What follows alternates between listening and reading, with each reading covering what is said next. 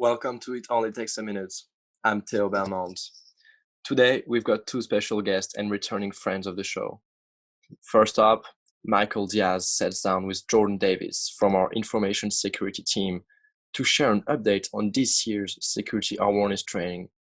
Spoiler alert, there are prizes. And in our second interview, Eva Noble talks with ESU registered Sheila Markovits about the importance of FERPA and answer your questions about privacy at Emporia State.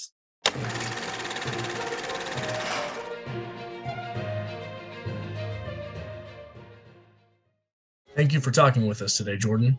We really wanted to give our viewers a little more insight into the security awareness training that is required at ESU. It started this month, correct? It started on April 1st, and it's the same thing that we used to have in place. The only reason it looks a little different, we used to call it SANS Securing the Human training, and now it is called We Do It Security Awareness Training. It's the same concept, the same videos, it's just on a newer, updated platform. And I understand that there are prizes. What could I possibly win by completing my security awareness training? If you complete your security training within the first 30 days, so by the end of this month on the 30th, you have the possibility of being in a drawing and winning either a parking pass up to $95 for the year. There's a drone you can choose from. There's a Roku, and I believe we have a couple others, but we're just kind of waiting out. Once you win, if you get drawn, you get to pick which of those that you'd like to choose. To make sure our viewers understand, I have to be employed by ESU to take this training. If I'm just a regular student, then I'm not required to complete it? Right now we have all employees, and any of the GTA students and GA students, anyone who is employed and actually gets paid by ESU, they're required to take it. It's mandatory by the state. Other students who are in different areas of the campus, right now it is not mandatory for any of them to do it. We're hoping eventually it can be a voluntary thing. If they would like to take the training, we're going to try to work towards giving that option to them since they're not an employee. How is this training different from previous years? As I stated earlier, it's not much different. It's still the same videos. It's still the same idea. It gets kind of tedious for some people, but the videos themselves are really good information, even if it is the same thing you're listening to every year. It provides the detailed information of like your passwords and the security and making sure everything of yours is secure in your own way. So it's not very different. It's just more of continuing to give you that knowledge year to year so you don't lose it. Is there a test out option this year? This year we do not have that ability. With the platform that they upgraded to and to make things more visually better for everyone, it made it more difficult to put packages together. So a test out option wasn't a feasible situation for this platform at the time. Is there anything else that you'd like our faculty and staff to know about this year's security awareness training? Absolutely. For starters, please make sure you get that training done. If you finish it within the first 30 days, you get it to get that awesome prize and you get to choose of those items. If you're having difficulties logging in, if you're saying that you're not getting your email, that didn't get an initial login, you forgot your password, anything, reach out to us immediately. We've had those scenarios come up, and I will send you manually the link to get into it to set up your password. Help desk is always available. Email us, let us know. Any questions are always welcome. And if you have any advice for us, let us know how we can make it better. If there's anything that you wanted to know that wasn't in there, give us an email. We'd love to answer those questions because the more we can teach you, the more everyone else will learn. And all of those questions can be directed to help desk, correct? They can be directed to help desk or the IT security team. If you have any questions about emails or anything suspicious, send the IT security team an email. All right. Thank you for the time, Jordan. Hello, Hornets, and welcome to another episode of It Only Takes a Minute. I'm Eva Noble, and today I'm here with FERPA expert and ESU's registrar, Sheila Markowitz, to answer any questions that you might still have over FERPA. Sheila, thank you again for joining us. Well, thank you for having me. I'm excited to be able to offer this information to our student population and just to Hornet Nation in general. It's all really good information to share. As you know, we've been educating the campus community about FERPA. Can you tell us a little about FERPA and why we as college students should have a better understanding of it? Yeah, sure. So FERPA stands for the Family Educational Rights and Privacy Act. It was an act that was passed and implemented back in 1974. So that's what FERPA stands for. It's a federal law that protects the privacy of student educational records. So why that's important for students to know? Because I do think students should be aware of how their student records are used, how their information is shared, and why their information is shared. So I like to say that, I want students to understand that there are people here at Emporia State that are concerned about their student records and who work really hard to protect their records. Can you give me an example of FERPA protected data here at ESU? Certainly. So we protect what we call a personal private information. So that would be social security numbers, date of birth, grades, hours that a student's completed. So like a cumulative total of hours, their GPA, class schedule, their parents' names, addresses. That's the parents' name and addresses, not necessarily the students. Mm-hmm. Race, ethnicity, gender, and country of citizenship. So that's just some of the information that is protected and is not shared. So if students see any violations, who should they contact or what should they do? Sure. So here at Emporia State, if they are concerned that their information has been shared or that has been violated, they can reach out to either me or to our ESU General Counsel.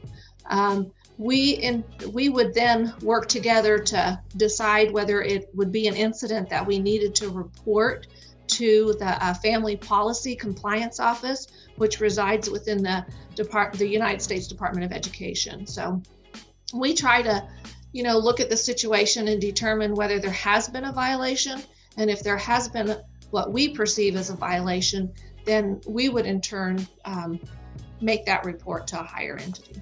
I heard that if my parents claim me as a dependent for tax purposes, then they can still access and view my college records. Is this true? That's a great question. So there are items within FERPA that state that we may choose to disclose. It doesn't mean we have to. So anytime in that law where it says it may do this, we as an institution decide whether we want to do that or not. And here at Emporia State, we do not. We have not chosen to disclose that information to a parent. We would ask the student to provide a release of information or a consent form in order for us to do that. So we do recognize all of our college level students as being the sole person responsible for their academic or their educational record. What about RSOs on campus? If I wanted to join an RSO and they needed to see my student records for some reason, would they have to ask my permission before they were able to access these records? Yep, they certainly would. FERPA has a statement in there that representatives or individuals who are representative of the university have to have a legitimate educational interest in order for them to have access to that information. So we don't consider RSOs as having a legitimate educational interest. Their function is not on an academic basis, it's more on the RSO basis. So like Greek Life, any of those other organizations and clubs, the student would need to give us permission to release any of that protected information to them. So where we know it's important because a lot of the clubs and organizations have some stipulations about maintaining certain GPAs. So most of them who have that in their activity, they do have a release of information or a consent form that they have the students sign in order for them to get that information. Do graduates from ESU still have FERPA rights, or does the law only protect currently enrolled students here at ESU? No, that FERPA rights are, it does cover all students, former students, students who've graduated. FERPA doesn't just go away if you stop attending classes, because we have to maintain your record. So the record is still protected by FERPA, and it doesn't say that you still have to be a current student. So yeah, that's a good question. Former students are protected. So that's great to know. Wow, education records are a pretty big deal. I'm starting to realize why FERPA is so important. Do you know how students here at ESU can access their education records to make sure that everything is accurate? Certainly, that's a good question. So students have the right to inspect their records, and in order to do that, all they have to do is stop by our office and make that request.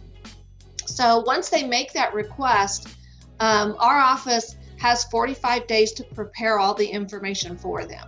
So it normally doesn't take us 45 days, but that's what the law says, that we have to provide that information within 45 days. So what do we do during those 45 days to prepare the information? Well, we have to look through the record and make sure that another student's personal information is not listed on your record. So Eva, if you requested it, we would want to go through and make sure that another student's name or information is not on one of the documents you wanted to request. If it was, we would redact it, which means we would just like mark through it so you couldn't see who that other student was or that other student's information. I'll be sure to look into my education records to check if everything is looking good. My last question is in regards to the E number here at ESU. I know it's used more across campus than, say, the Social Security number, but can you explain why that is, and more broadly, why FERPA doesn't mean that something is never used, rather it has special protections? Right. So that's a really, really good question. So a student's Social Security number is tied to way too much personal information. So currently, identity theft is a real concern. It happens a lot.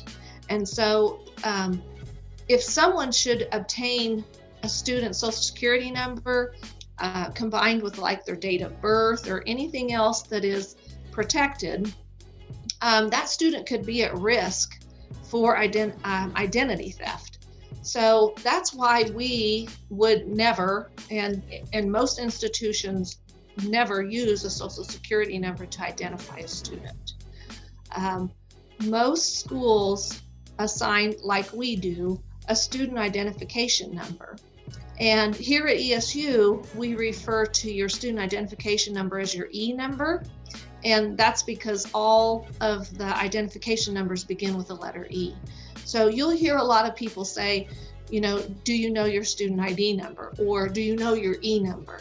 And so here we have assigned that individual number to you personally in order to be able to process things, for you to have access to things without using your personal information, without using your Social Security number. We want to try to protect students as much as we can. We certainly don't want to get into anything where a student has had their identity stolen. So thank you, Sheila, for helping us learn more about FERPA. What you do is really important, and I think I speak for all students here at ESU when I say thanks for keeping our data safe. Is there anything else that you would like to say before we wrap up this interview? Well, I just thought of two other things just to touch on real quick. Is I want to encourage students who might be in a situation where they do need to share some of their FERPA protected information. So we have a system called the proxy access, And a student can go into that proxy access, identify which individual they want to have access to what specific information. So the student controls that. I'm just going to use an example. It's not uncommon for parents to want to see their students' grades if they're like paying for their tuition or paying for their room and board. So rather than the student giving their parent their login information, which we don't want any student to do, we encourage them to set up a proxy access.